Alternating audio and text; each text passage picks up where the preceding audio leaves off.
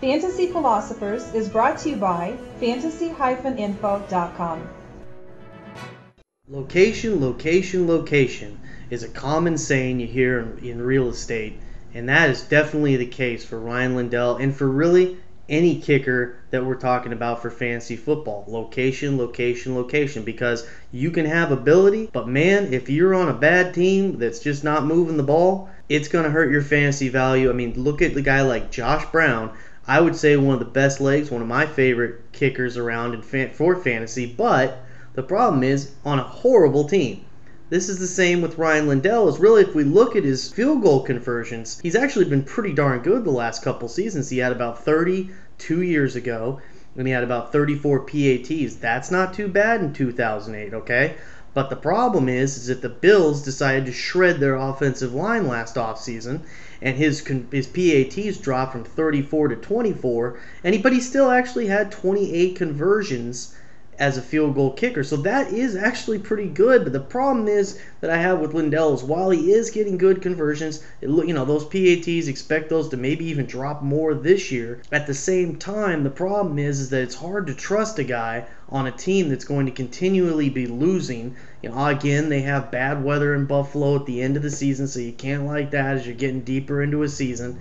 And we just don't know week to week. We do know this, that right now I think you can say that when the team does get any type of opportunities, for the most part, they're going to try to get Lindell on the field and give him that opportunity to get them those 3 points so that they can stay in some ball games, because they do have a decent defense. I'm hoping they can be a little bit better against the run this year, so that should help contribute to helping Lindell. He should get, definitely, I would think, over 25 conversions. He doesn't get a lot of 50-plus field goals, so if you're in a league that gives those inflated extra points for the deep ball, he's not going to get you a lot of those. But at the same time, he does have a good accuracy. He does get a lot of field goals, but still, he drops in the rankings hard because of the team that he's on. And so because of that, we're probably going to have to wait another year or two as this offensive line show that it's improving and getting better. For this season, don't draft Rian Lindell. I wouldn't suggest that you do that at your draft. If the guy that you select this season isn't getting it done, and you look down the waiver wire and you look at how many points Lindell's put up versus everybody else down on that list and he's doing good,